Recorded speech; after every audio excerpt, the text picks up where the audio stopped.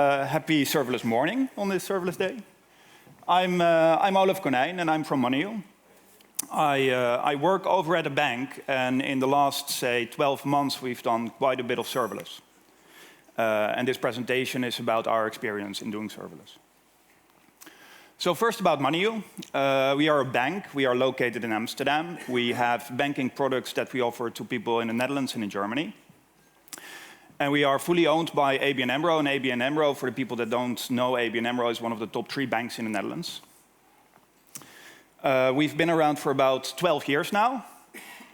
And we started doing mortgages. And after mortgages, we started to build other things like a loans product. We did savings products, and that's where most people, I guess, would know Money from. And a couple of years ago, we started with a payment product.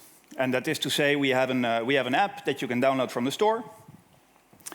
You get a bank account. You have a really cool way to organize your money within the app. You get a card, and you get interest on your banking account, which, at least here in this country, still is a pretty unique selling point. We are also a very small organization. We're about 200 people big, which is pretty sizable if you compare that to the other big banks. It's pretty cool if you want to work in an environment where you want to get things done. And we are what they call a fintech. So half of the company is a bank, the other half is technology company. I'm a technologist. I work in the IT department. I think this is particularly cool because if you work over at the bank, then that's where secure really needs to be secure, and fault tolerance is low, and stakes typically are high.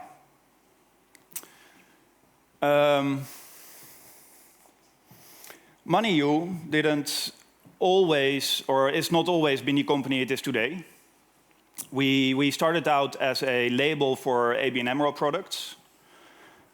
Which is to say we had mostly marketing and sales people within our organization, very little people with actual knowledge about IT. We worked with a number of partner companies. The partner companies used to develop our software. They used to host our software. This worked fairly well for quite some time, up until the moment where we started to build our retail banking proposition. This is where we really felt that IT needed to be a more important part of the company. And we started to insource different specialities and IT expertise into the company. This is more or less the time where I joined and a lot of other people joined the company. And this is also where we saw the need to build a new platform to host the software that we built ourselves. And this is where serverless comes in the picture. Still, we are a bank, so we have a lot of time critical, we have a lot of very mission critical software, and we run a load of these. We run these on our corporate data center. On this picture, which is highly simplified, you see Thaler, which is a core banking system. It's written in COBOL. There's no business case in moving this to serverless. We prefer not to touch it. This is not where we're going to make a difference. We have some authentication services. We still have services that are offered to us as a SaaS, like Salesforce CRM. And Bankable, which is one of the partner organizations that we built this retail bank with. But where we believe we can make a difference is everywhere towards the clients. Which is if we build a bank and we want to compete with the others, then we want to have a real cool user experience. And that's where we need to have a high turnover in features. And we need to be able to do awesome things.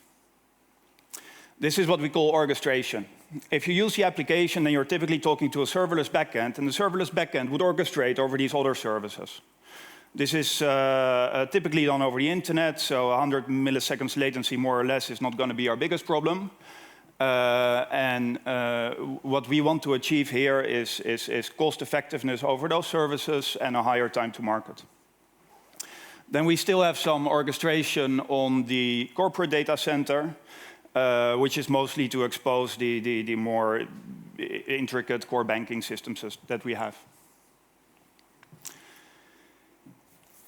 For the people that wonder what a bank would do on serverless or whether that would be an intuitive step to take, we actually get that a lot. Serverless is still a pretty new thing. It has been around for quite some time, and companies are starting to adopt this. What we found in about the last 12 months is that if you work in an organization or you build systems where you need to have a high level of security, assurances, and compliance, and this is where you benefit most from serverless. And the logic is simple. The more you do yourself in your own data centers, the more worries you have about making sure it's all secure and compliant. And the more you can outsource to cloud providers that have huge data centers, that invest hugely in all their ISO certifications and their SOC 2 and their security tests, the more confident you can be that this actually is secure. And that's what we benefit from a lot. There's Jeff. That's to show that even over at the bank we have a bit of humor. Serverless. So serverless for us, in our context, is not fast. Functions is one thing, and then functions might be what most people think of if they think about serverless. But we standardized our software development on quite a wide range of services that we consume from Amazon. All of these services adhere to the same basic principles. One is that we don't have to touch or manage the host operating system. And we don't need to do capacity planning up front. Now, in building a platform, there is a couple of generic needs that we might all have, and there is a couple of specific needs that we, especially within a bank, have. So the generic needs typically are covered by serverless out of the box. Any more specific needs is stuff that we had to build on top of AWS serverless and incorporate in our way of working. I will show 3 design principles that we had in building this system. And later on, my colleague will show a couple of the patterns that emerged from having built software based on this platform for, say, the last 12 months. First thing we did when we started AWS development over at MoneyU is to create up a multi-account setup. And a multi-account setup effectively allows us to make sure that the systems that we write and that we run in production, where we have production data, reside in an organizational unit that nobody needs to have access to on a day-to-day basis. We have a lot of development teams that work for us. And these development teams work from within a different organizational unit that is completely separated from production. And this is how we ensure that our development teams do not necessarily have access to development data. And this is how we ensure the integrity and the confidentiality of a lot of this data. This, of course, as we also employ DevOps, is a first line of defense. But what we found is that a multi-account setup is a very good starting point to do serverless or AWS development at scale. We have a third organizational unit, which you can see in the middle, which contains shared services that can be consumed from within the development and the production accounts. So if there's things we don't want to do over and over again, like authentication or logging or certain other services that we need to cross, then we implement and we manage those in the shared organizational unit, and we consume those from the other accounts. Another cool benefit of this is that we can have a very fine-grained insight in the costs per development team or per production account. So we know exactly what AWS spend is associated with what team, and whether they might be able to optimize some of that spend. And we understand what the costs are of every system that we have in production on AWS. And that allows us to make business cases based on what we would like to move to AWS, when and in what order. The other benefit here is that as developers work within their development accounts, and we are still a somewhat highly regulated company, and we have a lot of practices to adhere to, we can actually give these developers fairly broad permissions. The account, as it's completely separated from the production systems, is owned by the development team. And the development team is able to resolve issues with, say, soft limits if they created too many buckets or other resources. And they're pretty autonomous in the way they do this. The second thing that we found important, and this is a logical consequence of the multi-account setup, is we wanted to do everything infrastructure as code.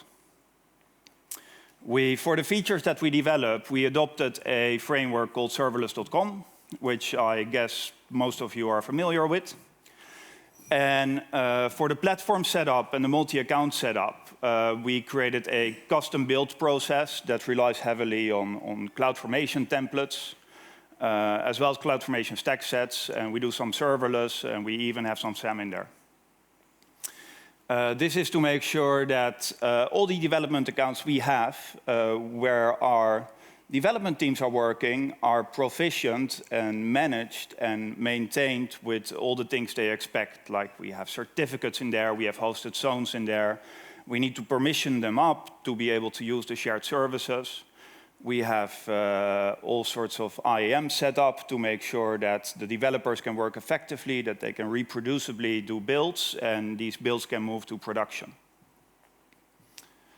And the third thing that we found important in our design, and this is pretty much, as a bank, this is our license to operate, is compliance. And compliance is effectively adherence to all the laws and regulations that we need to apply to. We solved this problem together with our mother company, which is ABN, and they already had a cloud practice. And they had a compliance framework. And what they did is they went over all the different Amazon services that they wanted to use. And then together with Amazon, and using a lot of resources we found on the internet, we figured out how to use these services in a compliant way.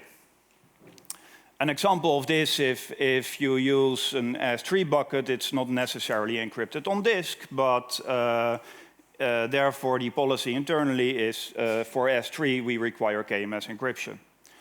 And we tell this to our teams, so our teams know this. But we also use AWS config to scan across all the services and all the accounts. And this is 30 accounts and perhaps thousands of resources that get continuously scanned all the time. And it evaluates every service that we use for whether it's compliant or not.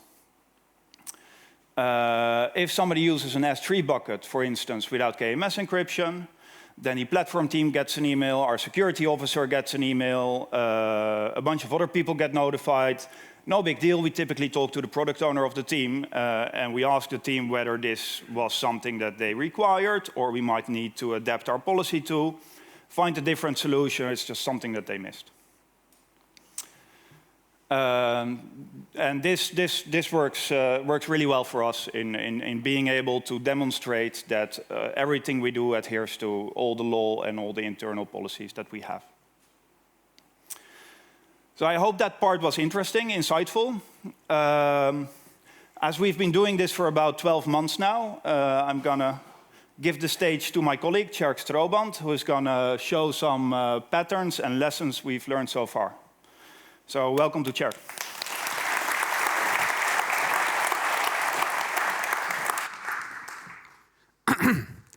Thank you, Olaf. Hi, everybody. My name is Tjerk Stroband. I'm a cloud architect at MoneyU. I work alongside my colleague, Olaf. And we've embarked on this serverless journey, which was very interesting. We learned a lot, and we're still learning, actually. But we would like to take this opportunity to share some of our patterns and lessons learned with you. So Because we do, most of our work evolves around doing orchestration across the back-end services that are typically hosted on-premise. These are the core banks that Olaf mentioned. And so we do have the need to on-premise connectivity. And this is typically done through VPCs and Direct Connect and VPN connecting to the on-premise data center. Now, that actually works pretty well. So what you do is you set up a VPC and you hook up the Direct Connect to it. Or if you are on a budget, you can just do VPN, which is definitely not as fast, but okay. But running Lambdas in a VPC actually comes with some problems. Lambdas are best run outside of a VPC. There's a number of reasons for that, but also VPCs introduce complexity that you typically don't need if you don't have an absolute need for it. And another reason to run Lambdas outside of a VPC is that they suffer an additional cold start time issue. There's basically what happens when a Lambda is provisioned or is instantiated. AWS creates an ENI, an Elastic Network Interface in your VPC, adds an IP address to it, and it does that for every new Lambda instance that you need. So if you're scaling up, that will definitely introduce a cold start time. This can be up to 10 seconds, and we actually also experienced more than that. And it will definitely take a lot of IPs, addresses in your subnet. So you have to have very large subnets if you really want to scale out. Now this is something that AWS will fix. They're working on this, but this is also something we couldn't wait for. So we came up with a way of running our Lambdas outside of a VPC and still have a very secure way of connecting to our on-premise systems. So what we did is we published the back-end services we have on the API gateway, just on the internet. And so that allows us to talk to these services from Lambda without having to run in a VPC. And the API gateway actually has a pretty cool feature. It's called VPC Link. So what it does is it can actually connect to your VPC through VPC Link and talk to a listener on a network load balancer. And if you proxy these resources, then essentially it will forward all the HTTP requests to your network load balancer, which forwards it to the backend server on-premise. Now, obviously, these backend services are not designed to be consumed from the internet, so you do need some form of strong authentication, and that's where we used the IAM authorization. Basically, our backend services are consumed and like any other AWS service. So I have a diagram here. Let's see if this works. Here we have our corporate data center with our legacy backend server. Here's our on-premise access VPC. This is a VPC that is running in AWS, in our AWS account. It's hooked up by a Direct Connect and a backup VPN. And in this VPC, we deployed a network load balancer. Now, this network load balancer is very, very scalable. It can scale up to millions of requests per second. And it's also a managed service. So we're still technically serverless, and even though we have a VPC.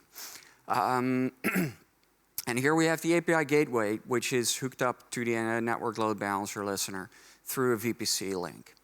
And then here we have our no VPC Lambda connecting across the internet to this API gateway, and actually using IAM authentication. Now there's a couple of things that we ran into, a couple of caveats. The network load balancer uses IP addresses to talk to backend servers on your on your local network. So it can't use host names, it's really IP addresses. But for us, that was actually something we could work around. Now, another thing that's kind of quirky is that the proxy component of the API gateway requires that the backend TLS certificate is actually signed by a trusted CA. So you can't use your own self-signed certificates, and that's something that you'll have to fix. And the third thing to keep in mind is that this actually requires you, from your Lambda, to sign the request to your backend service using AWS version 4 signature. So you do need to have access to the HTTP client that you're using to call your backend service. But this is, if you can actually fix that and work with that, then you have a very secure solution where in our shared account, we have the API gateway with the published backend service. We have a resource policy there that allows our client account, our workload account, to invoke this API.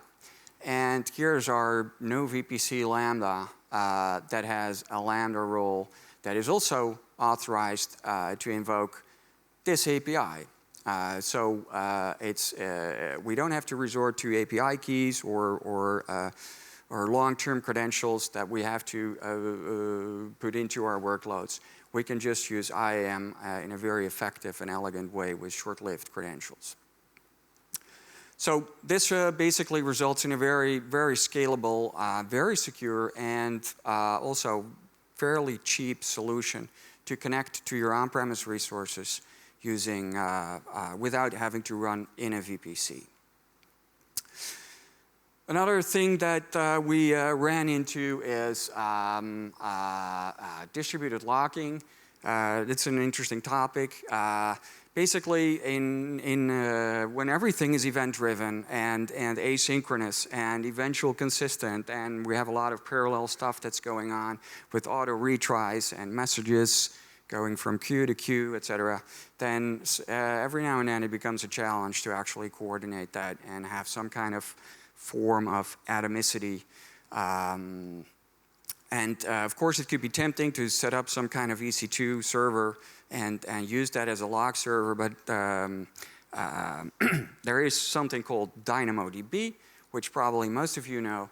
It has some very cool features. It offers consistent reads, and it has conditional atomic updates.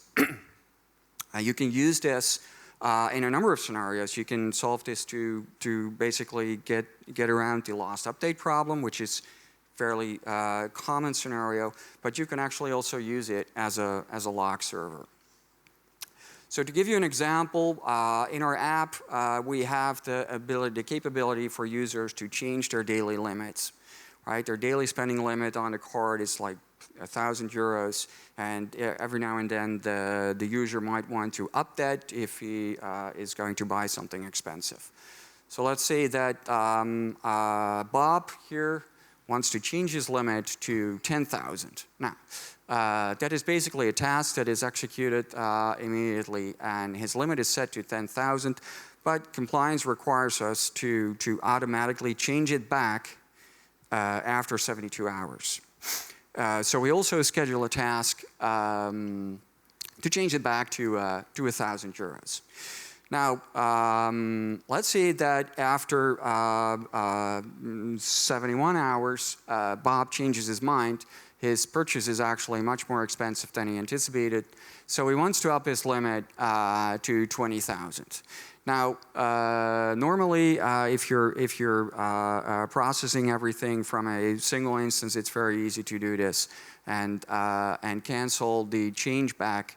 But what if that is already a message that is in flight somewhere in some queue that maybe failed the first time and then is auto retried?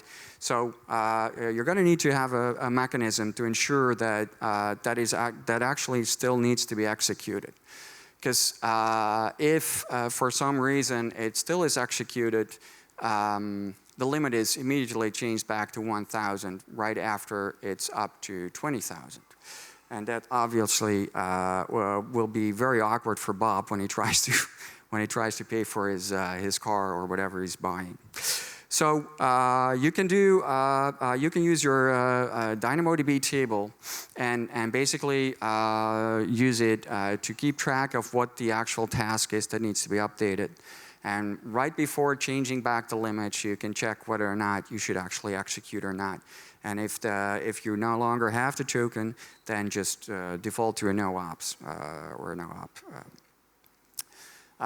And we actually, there's a lot of different scenarios where you could use this. And this has become kind of a standard pattern that we use without actually having to have servers or log servers. There's also, by the way, there's an interesting library developed by the AWS team themselves, because they use DynamoDB as well in building services on top of their platform. They have a Java library that uses a DynamoDB table as a log server, and that works particularly well. Another thing that Olaf already mentioned is our platform build pipeline. We've invested quite some work to actually be able to effectively manage all our accounts and all our resources with the least amount of people. So we came up with our platform build pipeline. We use it to provision accounts, the account baseline, and the account-specific facilities. It's a Git repository with an AWS code pipeline and a custom-built process. And we use a combination of stack sets, CloudFormation templates, Lambdas, and just general custom tasks to deploy workloads and configuration either across organizational units or individual accounts or a combination of that.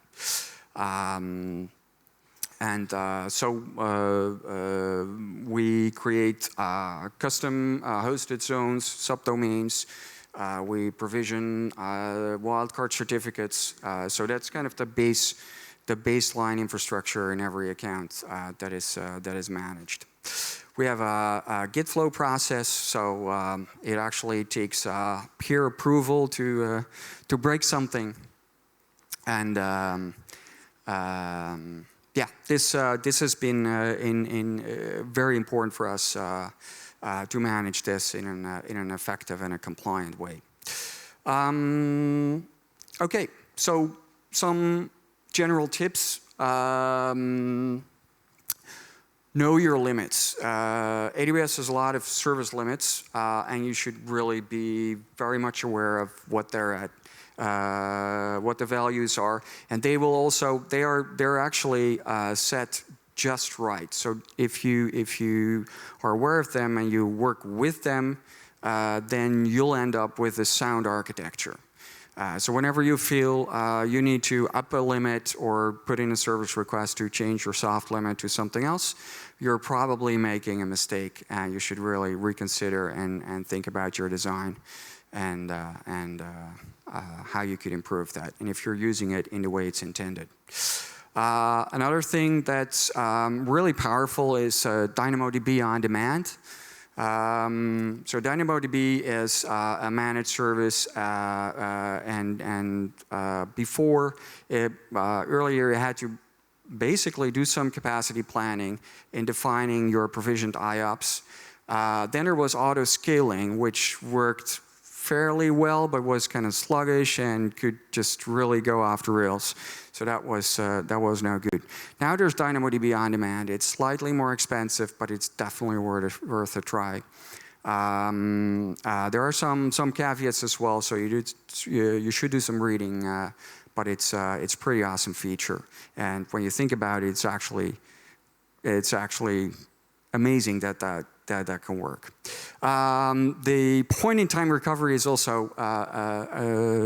kind kind of a no-brainer for us. Just switch it on, and you can actually recover your table or your data into a different table at any point in time, and use that to repair whatever data was corrupted, either due to software error or human error.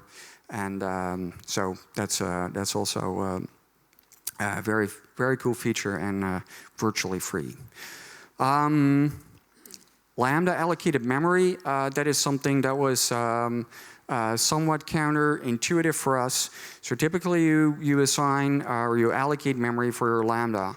And if you double the amount of memory, you always also double the price. However, as it turns out, and there are some interesting blogs about this, you more than double the CPU you have available. So if your Lambda is not I/O bound, but CPU bound, then doubling the memory actually makes it twice as fast, more than twice as fast. So in the end, that will be cheaper. So faster is cheaper. That's an interesting and counterintuitive thing. Last but not least, if you're really into serverless performance on AWS, you should definitely read the blog of Yan Tree. I probably pronounced that wrong, but you can find him at the burningmonk.com. He's an AWS serverless hero, and well, he's definitely our hero. So you should check it out. Okay, so if you want to contact us, you can reach us at the following addresses. But more importantly, you should try us. Our app is called Money You Go. We're in the App Store, and we're on Google Play. Thank you very much.